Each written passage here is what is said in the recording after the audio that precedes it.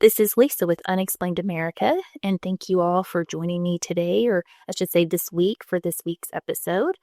Now, we're getting closer to Christmas.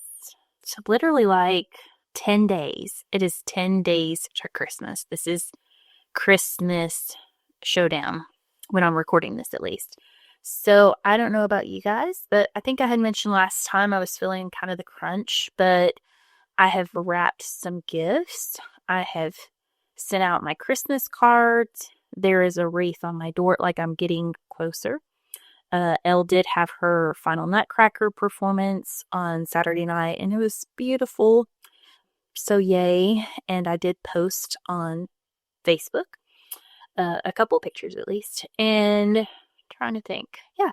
So this week is kind of finish up the shopping and the wrapping, and Elle does actually, she cheers for her high school. She is on the varsity team, and they're a very talented group, and they compete. So they compete what's called game day cheer, and their state cheer competition is actually Saturday, which I think that's like the 20th, which really blows my mind that they do that close to Christmas, but whatever.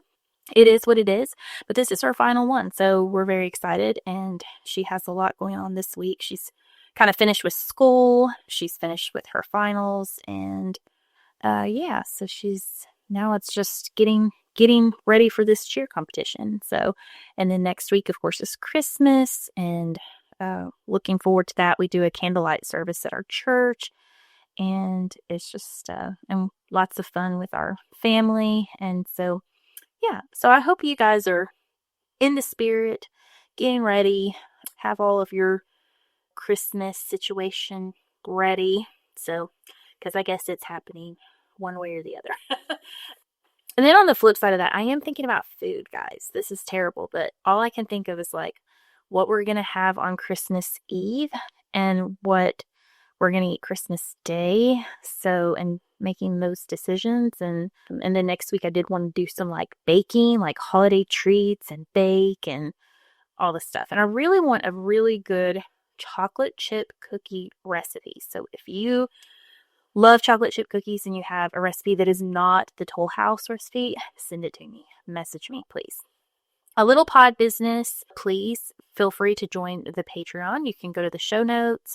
With the Patreon, you get, I don't even know how many extra episodes are out there, but it's bonus material monthly, and normally it amounts to about 4 hours of bonus material a month. And yeah, so, and just easy access to me, other benefits for the Patreon and such. So, but also please subscribe, comment, leave me a rating. All of that helps me tremendously. So please do that, if whatever platform you're listening on, just any of it. And then follow me on all the social medias, and all of my contact information is in the show notes. I think I had talked about last time in that, like, the whole, like, I just really, the last couple of cases, like the Lake and Riley case, and then I am still finishing the Moscow murders, the Idaho murders, for Patreon. So I've already put out a part 1 for them. But anyway, it was kind of back-to-back murder episodes. Before that, October was all spooky episodes. But anyway, I'm going to end the year and the month in more of like the spooky realm instead of the murder realm. So the murder kind of, honestly, it gets me down. It's sad and it's tragic, and, I'm human. So I am focusing more on spooky, which these are scary, spooky stories that I'm going to be talking about, that I'm going to be talking about today. So this episode, I really don't know how I'm going to label it. It's slumber party horror story, but then this does have a name, quote unquote. It's the licked hand folklore. So yeah, so this is today's episode, and how this came about. So I love slumber parties. I love horror movies. I love slumber parties when I was growing up. we called them like bunkin parties when I was really younger. That's weird. I think I had a shirt that was like bunkin parties. I don't know. I guess because you're bunking. I don't know. Slumber party is what I call it now. I always had slumber parties growing up. Elle has slumber parties. She still has all of her girlfriends stay the night at the house, and it's always fun. Lots of girls. There's lots of giggling for the men out there that don't have daughters and didn't grow up with sisters. Yeah, you probably don't know, but slumber parties are like the epitome of all that is fun and sometimes scary and sometimes ungodly. So anything can happen at a slumber party. There's definitely going to be a consumption of something scary, something sweet, just lots of nonsense, lots of gigglings. Nobody is going to sleep. I remember when Elle was younger and there were just hordes of girls that would spend the night. We'd just fill up a whole media room full of girls. Elle always had like a tumble track. We had blow up mattresses. We had girls' sleeping bags on everything. There would be just girls everywhere. And there was always, I remember waking up like the next morning. And of course, we had gotten zero sleep all night. And luckily, Daryl's used to that. And he's a hard sleeper. But I would get no sleep all night. But I'd wake up and there would be an ungodly amount of chocolate wrappers or candy wrappers, Coke cans, pop can, whatever you call them, soda cans, everywhere, like everywhere. So that is what a slumber party is. But I was thinking about how much fun a slumber party is. And then also I was thinking of this story, this horrible story that is ingrained in me that I feel like I heard from a slumber party growing up. I feel like that's where it came from. And I couldn't really remember much of this story, but I'm like, okay, I know in the story, like, it's being told, like, this story is being told to me at a slumber party, and then this story is about the slumber party. But basically, this is what I remember, and then we'll kind of get into everything else. But, like, I remembered being told that this girl had a slumber party. You know, they had their sleeping bags, and there was, like, a killer on the loose. And so the girls are scared. This is not rational thinking, like, where are the parents? This isn't a rational thought story. But anyway, so these girls are scared. There's a dog involved. They have a dog.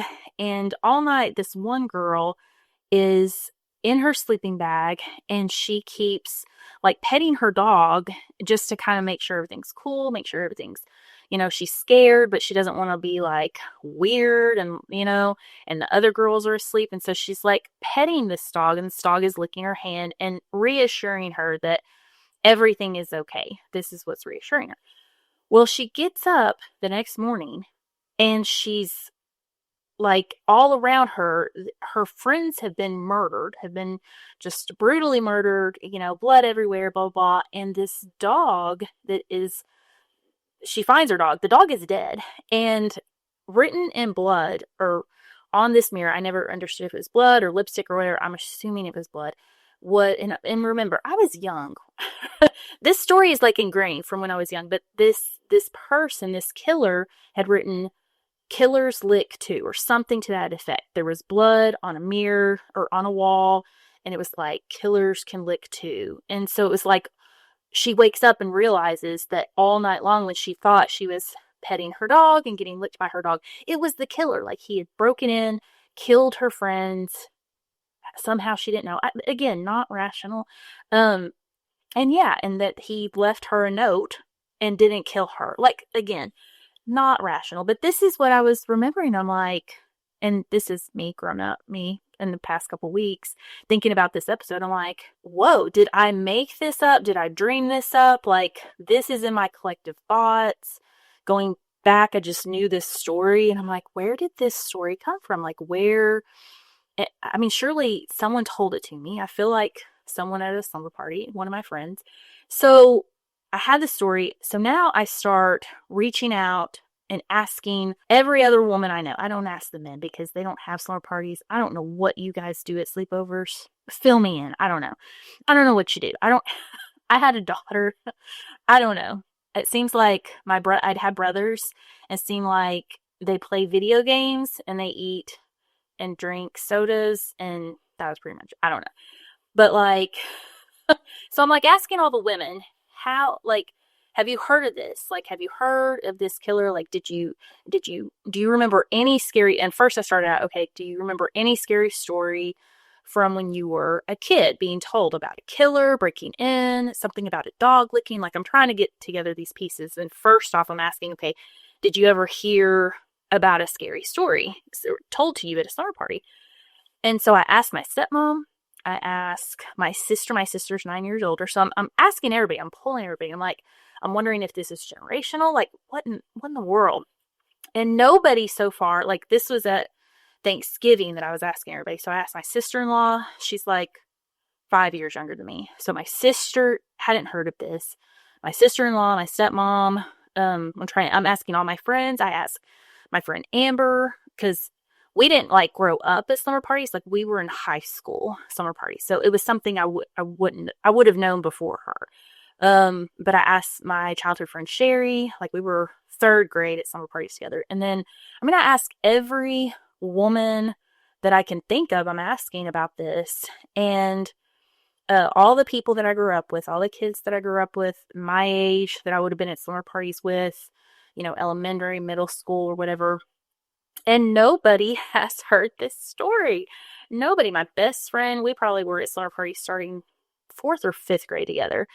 And she hadn't heard. And then I had a friend, Ashley, that would have been like first and second grade together. And she had, I'm like, okay, so none of these women that I was in school with have heard of this. And I did even reach out to my cousin Bridget. Like, she and me grew up, I would say, very young. We're talking kindergarten or less, slumber partying. And she hadn't heard of this either.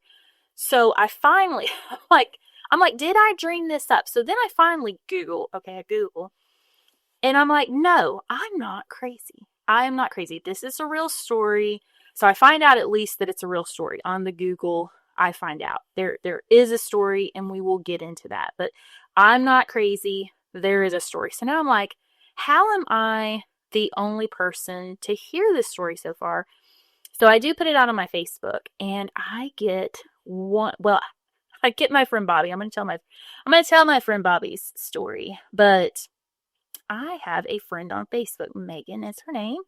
I would guess Megan is younger than me. I don't know by how much, maybe 5 to 10 years. So, but she messages me. So, and I posted this. I have about 2,000 people on my personal Facebook. And of course, I've already like sent this out to numerous people. I've messaged numerous people, but Megan comes back and says, the one I always heard was a lady that would get in bed every night and reach down to let her dog lick her hand. Then she finds the dog murdered, and the guy says something about he was the one licking her hand. Can't remember it exactly. So Megan's lightning. She can't remember, but these were the details. So she did hear this story. So, and probably at a slumber party.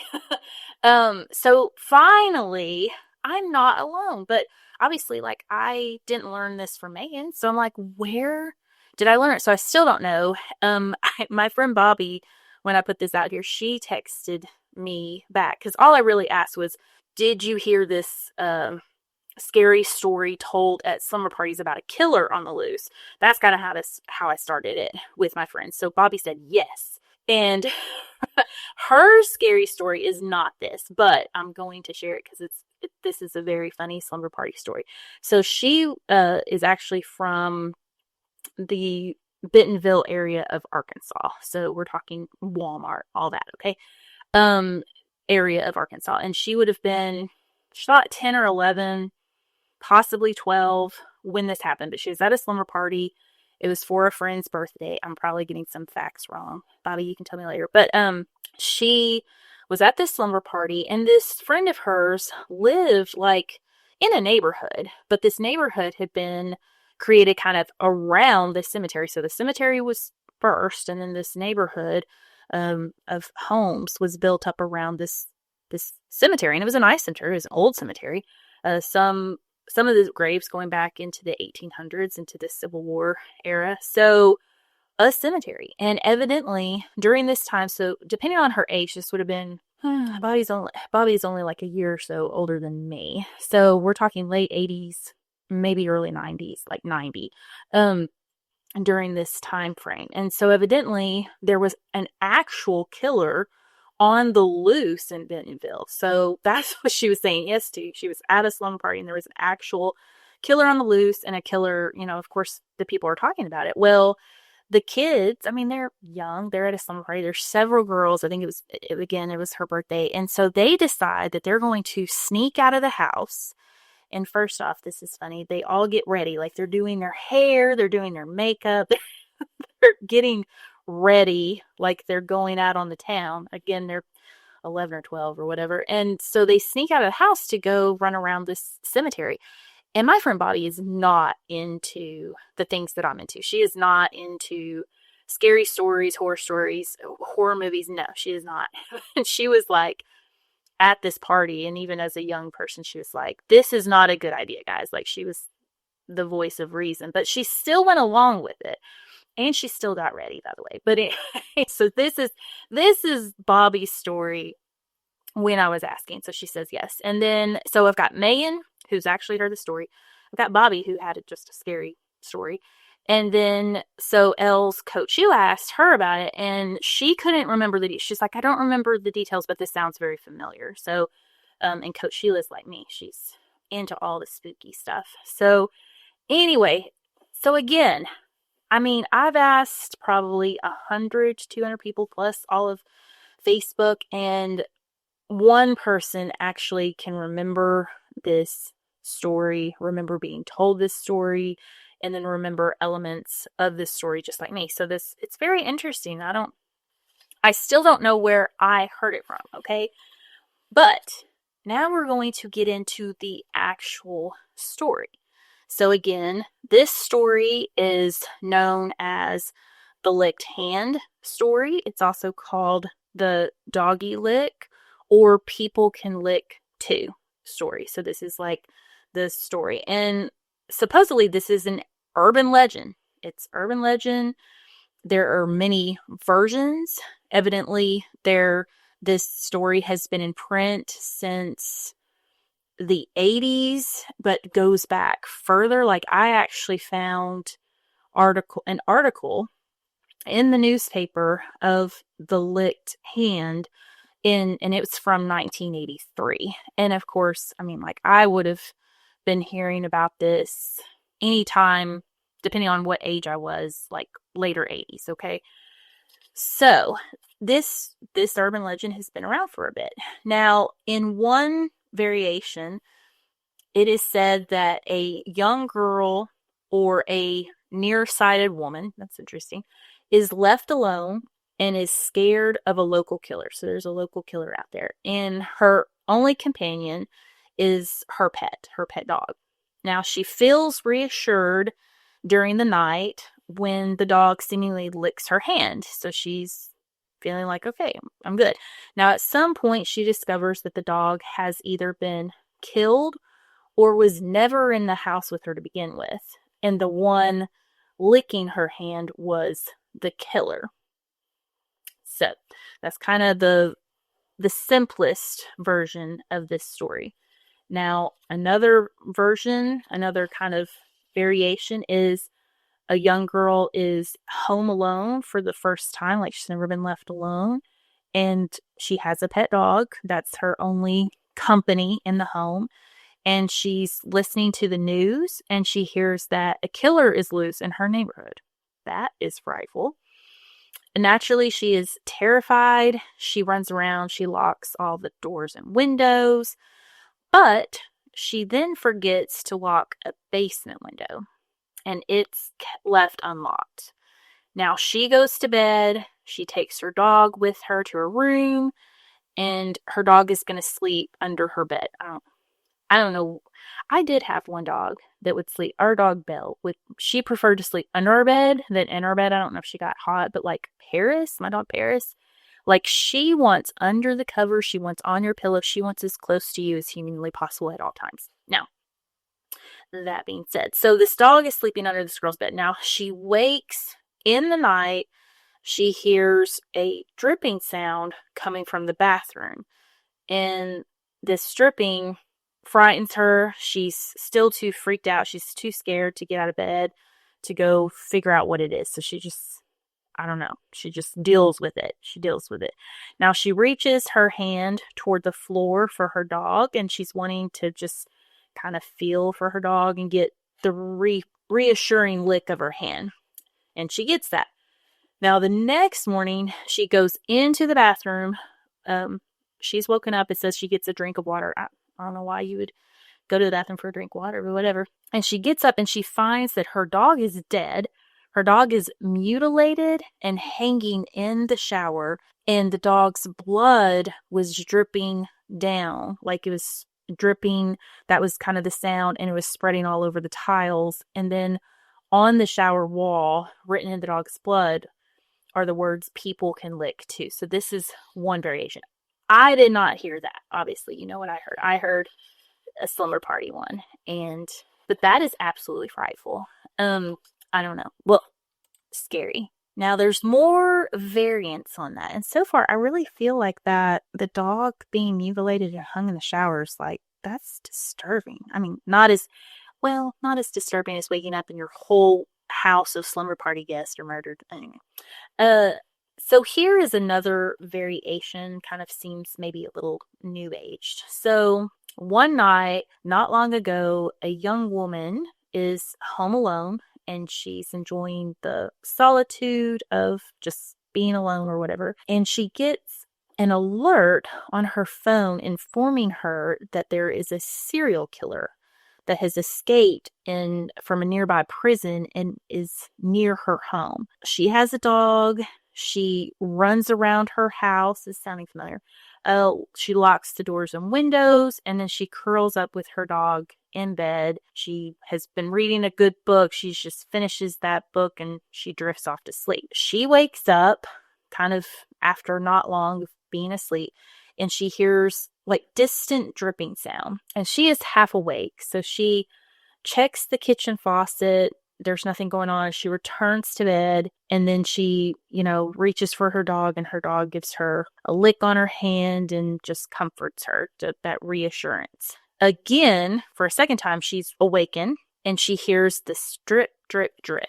And then she still has her dog with her. She still gets that reassuring lick on her hand, and she falls back asleep. Now, a third time, she's awoken to the dripping noises. She hops out of bed. She is determined to locate the source of this drip, and she heads into her bathroom. She runs in there. She turns on the lights. She is just utterly terrified, but she is scanning the room, and she turns around and sees on the bathroom wall someone has written in her dog's blood, "Humans can lick too." Now, the source of that variation, she's quite a bit younger, but she states that she heard this story when she was 12 and she was living in North Texas, and that was the variation that she heard. Likewise, in this article, it mentions that show, I guess it was season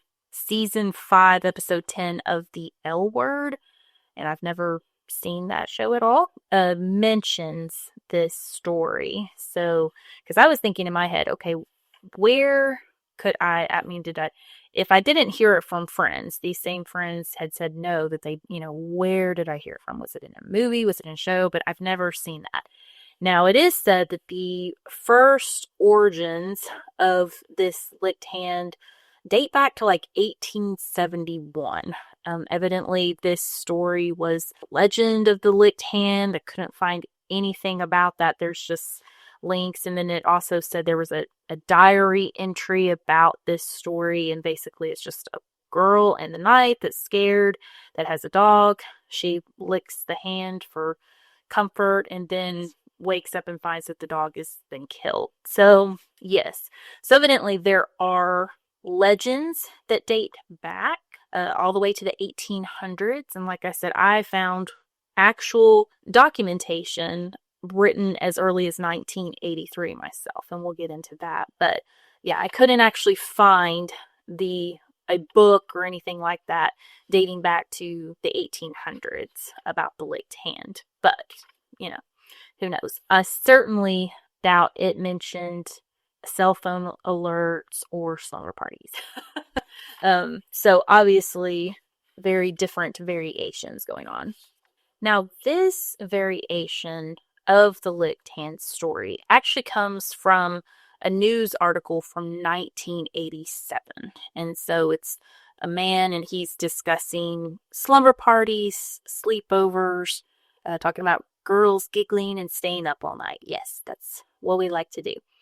Now, in this rendition, the girls at a slumber party, so it is girls at a slumber party, they fall asleep during the night, and one of the girls is sleeping with the family dog and is repeatedly getting licked all throughout the night. And she's not waking up, not turning on the lights, just staying in her, sleeping bag. Now in the morning, she wakes up, she finds all of her friends have been murdered.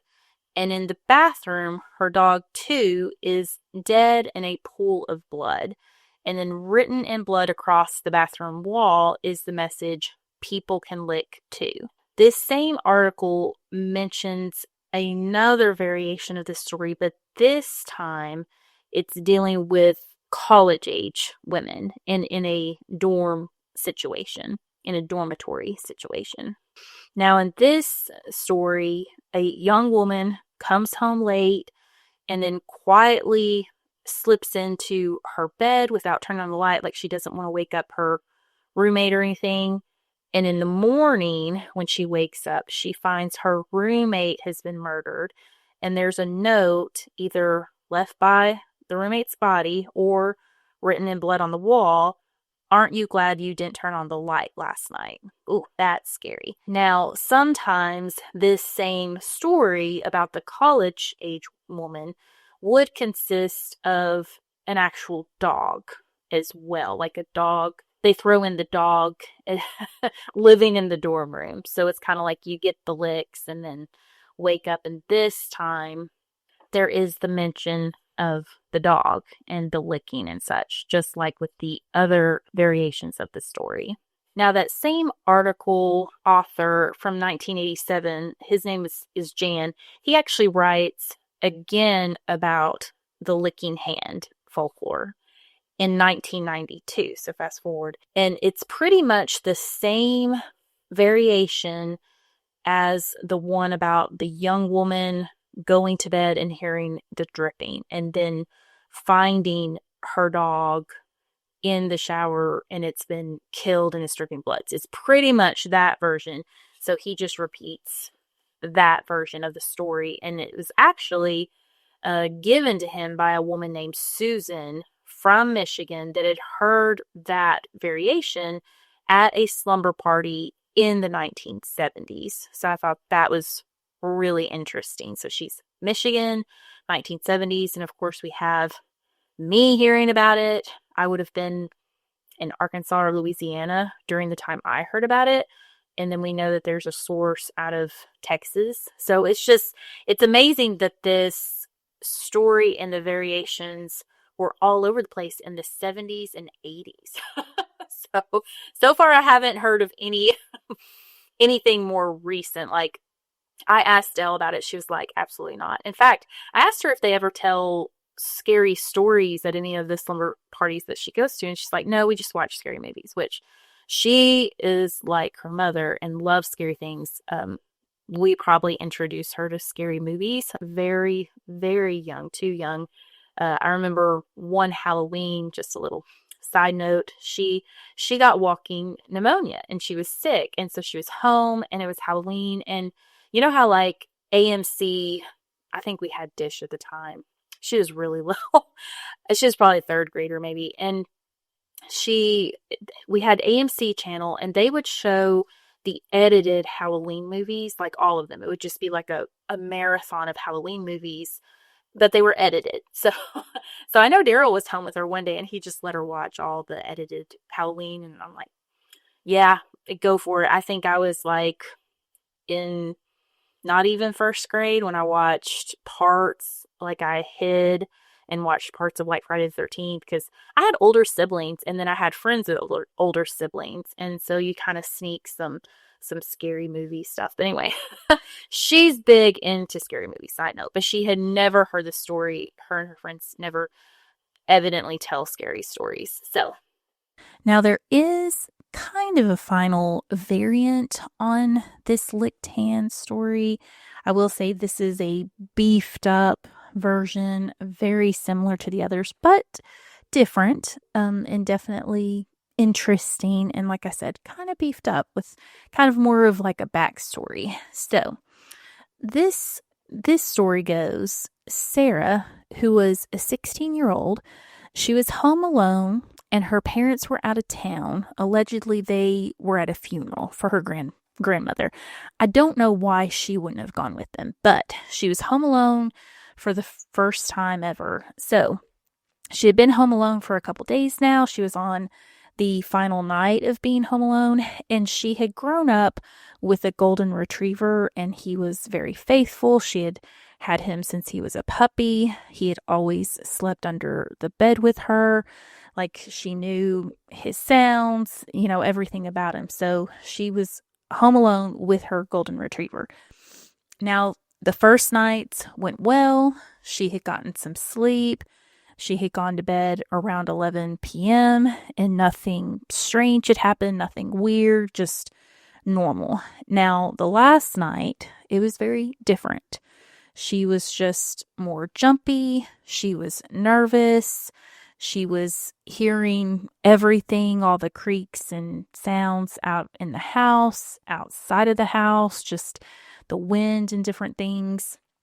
Well, she decides that last night to go ahead, go to bed early, just go ahead and end the night. She had been reading, but she was tired, and so she probably got in bed around 8, 9, whatever.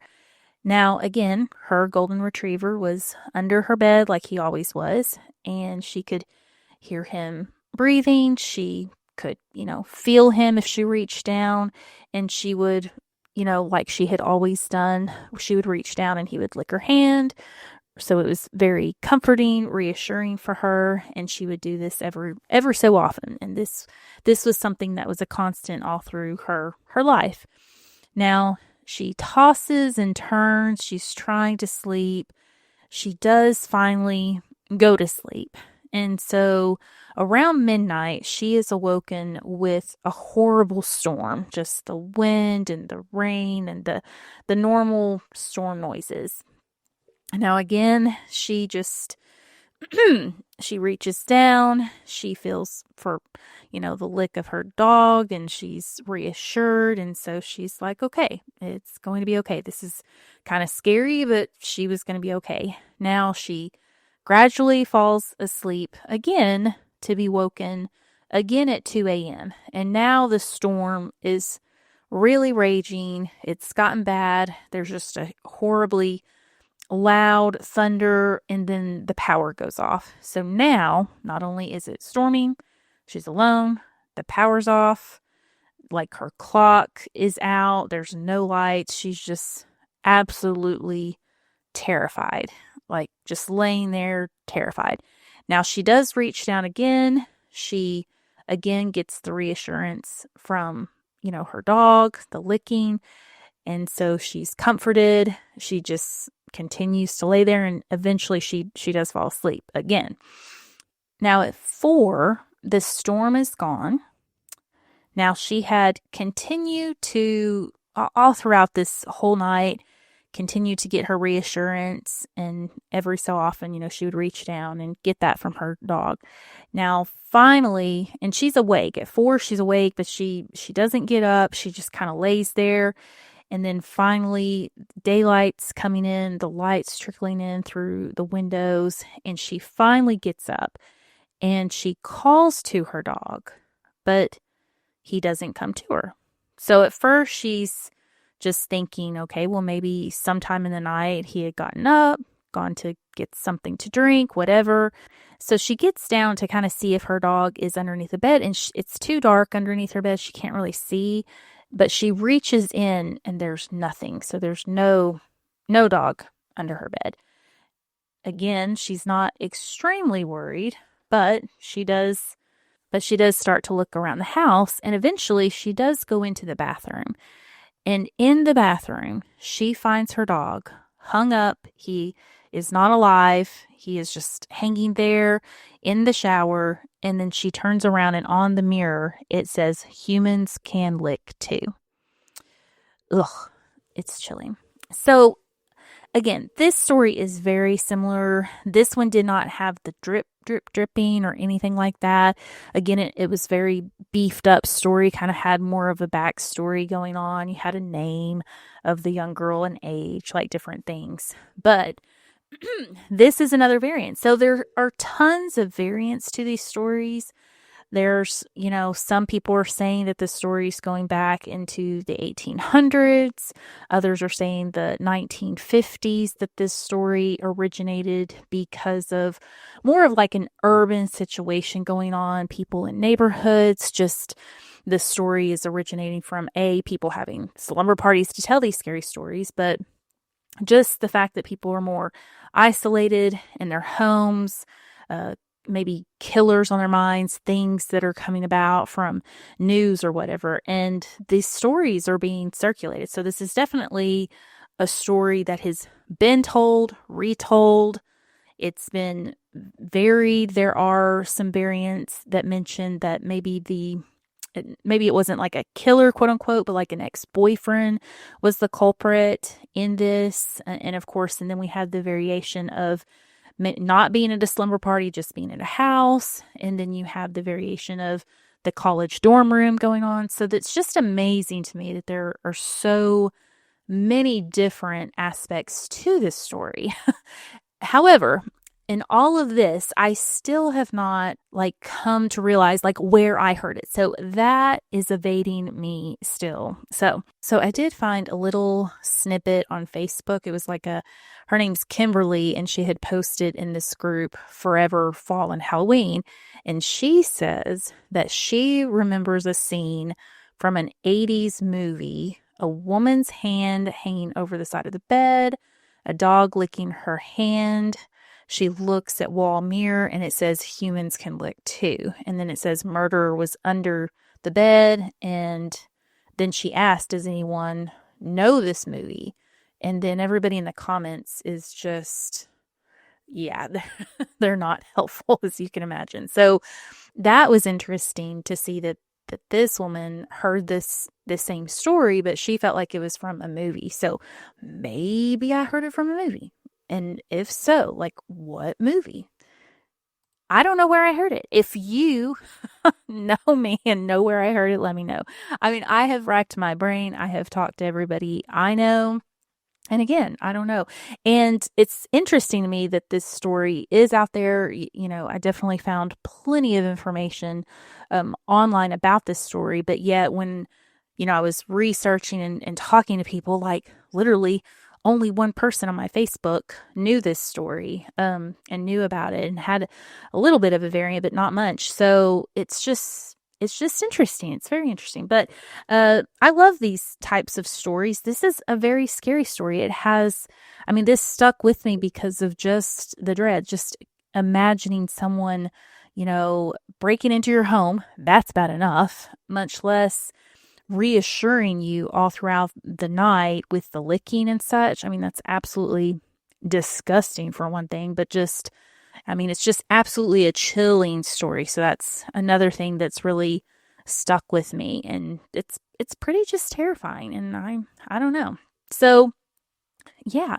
So I'm glad that I got to share this scary story with you. If you have any scary stories, or if you have heard this story, I would love to hear the version that you heard, where you heard it, all these different things. Because again, it's coming from different people, definitely different areas, different age groups, and coming, from the 50s, 60s, 70s, definitely newspaper articles in the 80s. So it's just very interesting to me. So, and I would love to hear if you know this story, if you had a personal experience with this story, I would love to hear it. So, But, well, thank you guys so much for listening. Thank you guys for always, being on this journey in general. So, next week, I do have another quote unquote fun episode. I will be reviewing and going over the movie Black Christmas, and it's the 1970s version. So stay tuned for that. Definitely tune in next week for that episode. And then it's going to be January, the new year. So keep listening, and please subscribe, like, comment, and reach out to me for any requested content that you want to see in 26. So yay. Well, love you guys and have a great week. Bye. This is a little clip from one of Elle's slumber parties from a million years ago, but this is hilarious. Enjoy.